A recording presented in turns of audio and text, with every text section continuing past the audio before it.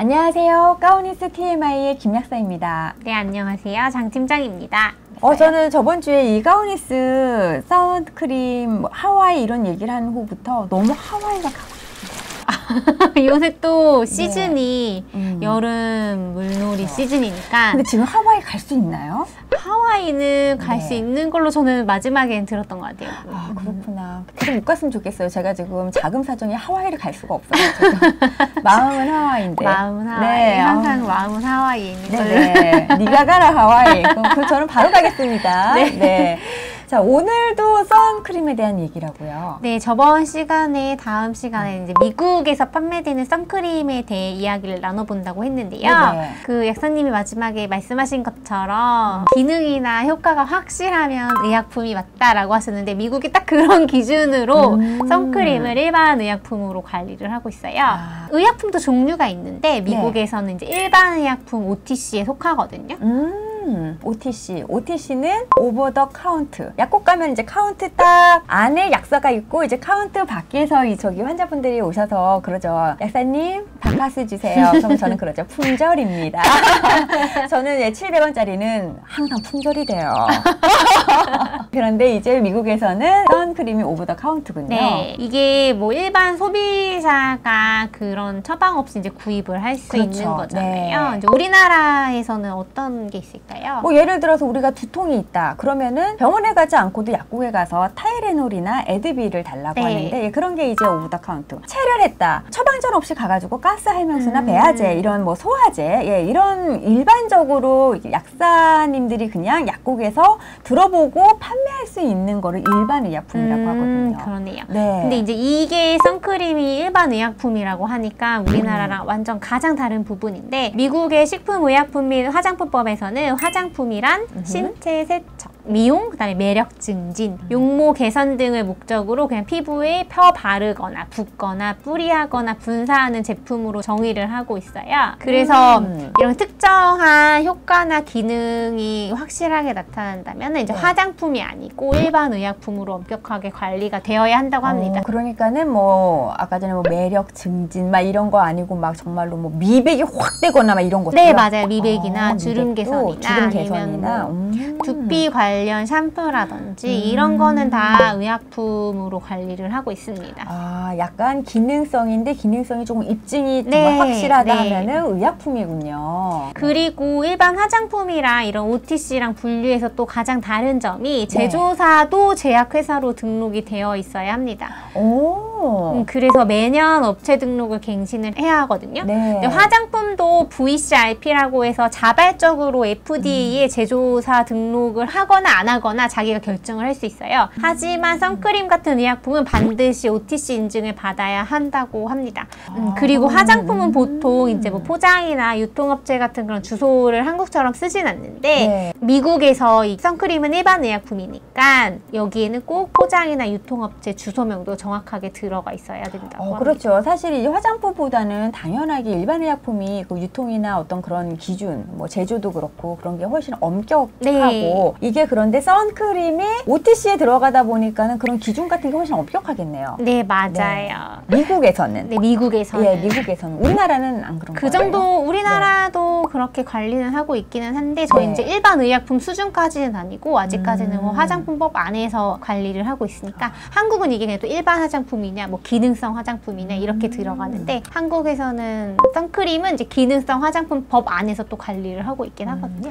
이 가오니스를 개발하신 우리 팀장님은 이런 또 해박한 지식이 있으니까 얘는 거의 뭐 OTC급으로 만드신 거겠죠? 미국에서도 이제 수출할 수 있도록 이제 준비는 하고 있었어요. 역시 하와이 가는 겁니까? 네. 그리고 이제 자외선 차단제는 한국에서 이제 선크림이라고 하는데 또 미국에서는 선크림이라고 안 하고 선스크린이라고 부른다고 하잖아요. 그쵸. 그러니까는 선스크린도 되고 사실 선을 블럭한데 선블럭이라고도 많이 하잖아요. 네. 그쵸? 근데 또 이게 유기자차는 그냥 선스크린 선스크린이라고 하고 무기자차는 미네랄 선스크린이라고 해요. 약사님이 하신 그 선블록이라는 거는 원래 무기자차를 예전에 이야기를 했었는데 FDA에서 선블록이라는 단어 자체가 소비자들한테 약간 좀 허위, 오인 혼동을 일으킬 수 있다고 해가지고 지금은 사용을 하지 않는다고 합니다. 아, 그러니까 이 무기자차 성분이 사실은 우리가 징크나 티타늄이니까 걔네들이 사실은 미네랄, 무기질이기 때문에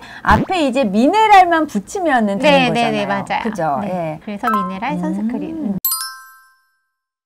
그러면 지난주에는 우리가 어떤 자외선의 종류에 따라서 구분을 해봤는데 그럼 오늘은 뭐에 따라서 구분을 하시는 거죠? 아, 자외선의 종류도 있는데 자외선 차단제가 종류가 있었잖아요. 유기자차, 무기자차, 그다음에 혼합자차. 미국도 한국이랑 동일하게 이제 유기자차, 무기자차, 그냥 선스크린, 미네랄 선스크린 이렇게 구분이 되고 이게 또 사용되는 성분이 서로 달라요.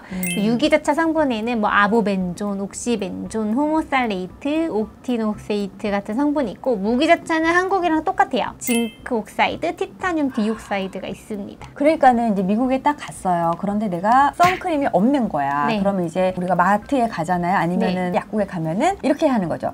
Do you have sunscreen? 하면은 유기자차를 주는 거고요.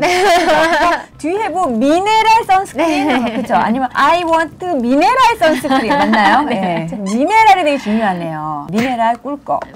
미네랄.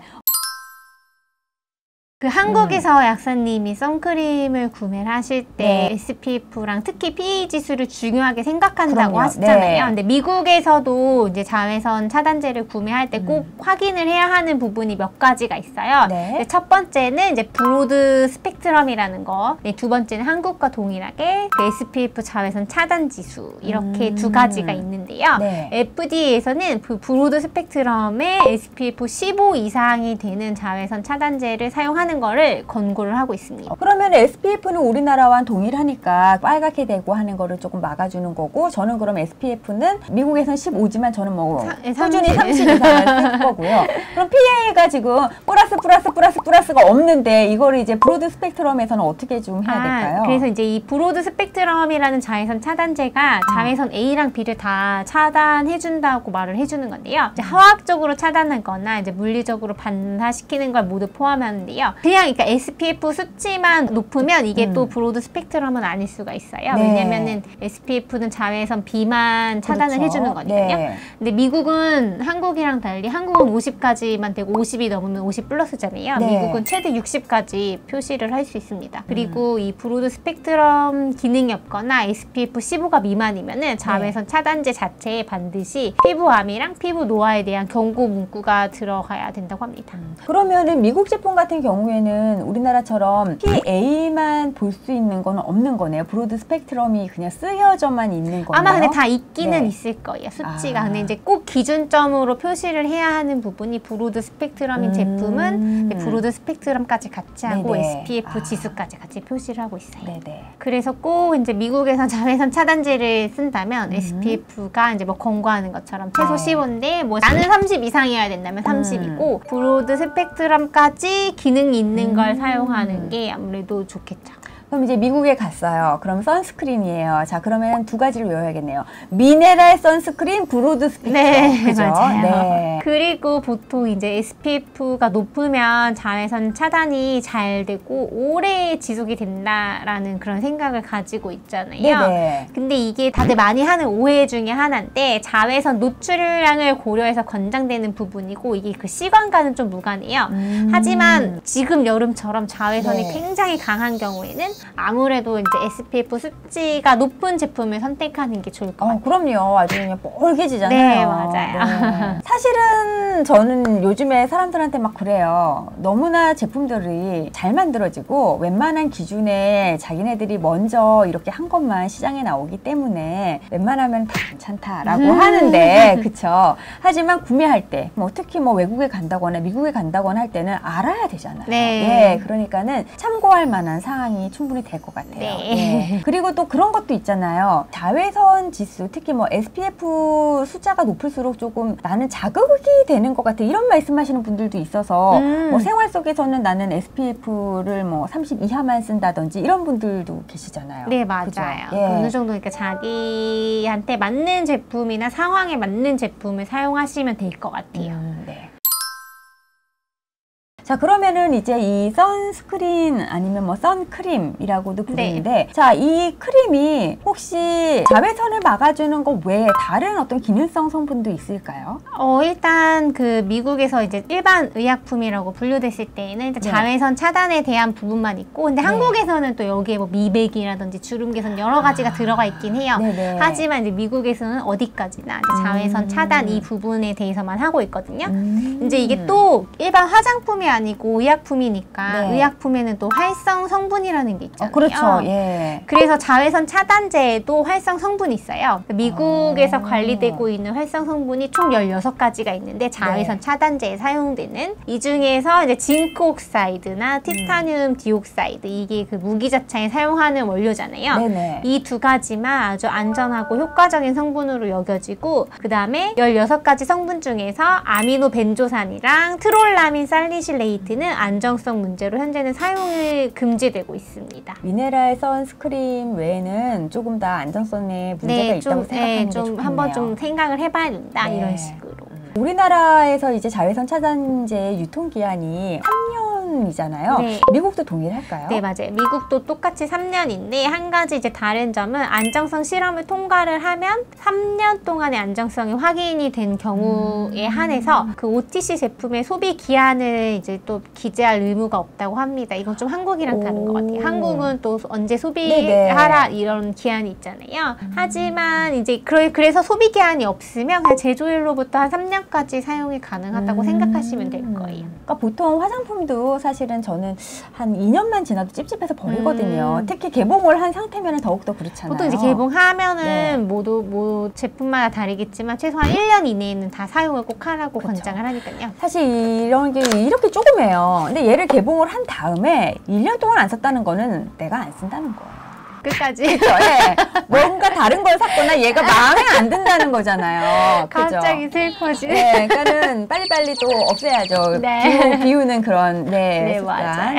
네. 근데 자외선 차단제가 이제 뭐 이런 크림 말고 요즘에는 엄청 다양한 형태가 있잖아요. 맞아요. 예. 뭐 저는 그냥 무난하게 스프레이나 이런 파우더 팩트 이런 건 써봤는데 뭐 약사님은 어떤 걸 또 써보셨나요? 제가 또 운동 생활을 하면서 이 선스크린의 약간 전도사 아니겠습니까? 예. 이만한 가방에 선크림이 엄청 많아요. 뭐 바르는 스틱도 분명히 있는데 저는 이건 저희 이제 친정 엄마가 사주신 건데 그냥 이렇게 팡팡팡 두드리면은 이렇게 파우더가 나와요.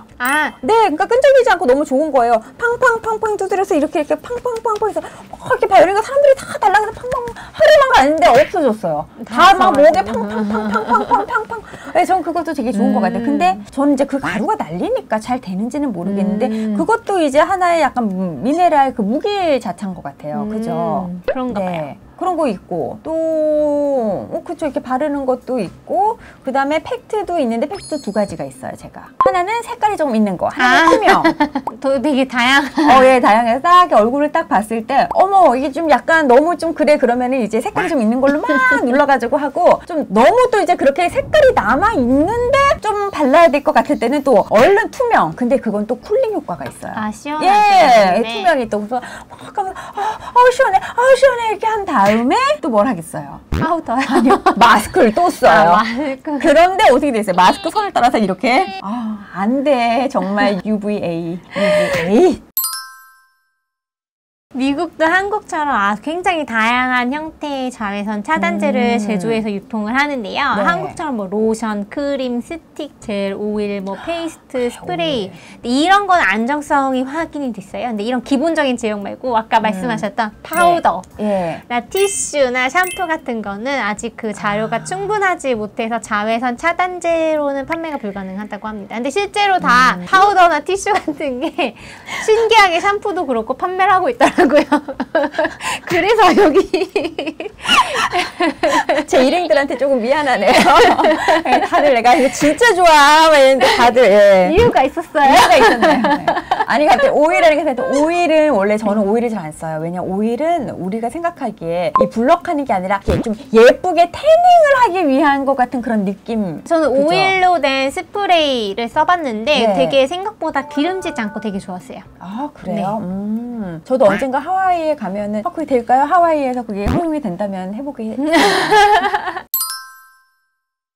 오늘은 이렇게 이제 미국에서 판매되는 자외선 차단제에 대해서 얘기를 해보다 보니까 사실 어려운 조금 이런 단어도 많고 내용이 조금 많았던 것 같아요. 그러면은 너무 어려울 때는 원래 우리가 요점 정리를 해야 네. 되잖아요. 예, 그래서 오늘의 요점 정리를 한번 해주시죠. 네, 근데 오늘 한 내용을 정리해보면은 이제 네. 미국은 한국과 달리 SPF가 50 플러스에서 이제 60 플러스까지 상향 조정되었고 이제 브로드 스펙트럼 기능이 있으면서 SPF 15 이상인 제품을 구매하도록 FDA에서는 권고를 하고 있고요.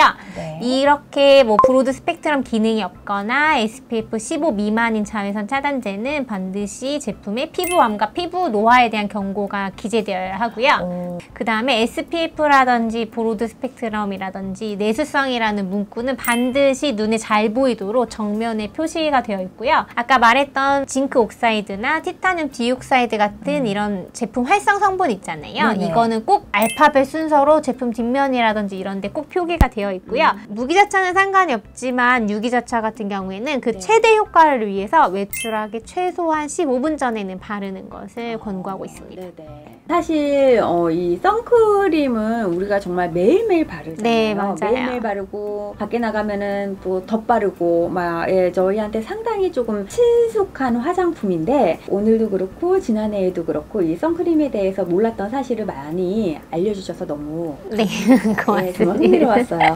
선크림에 대해서 알아봤는데 하와이에 가야겠다는 결론이 나오는 그런 방송이었던 것 네. 같아요. 네.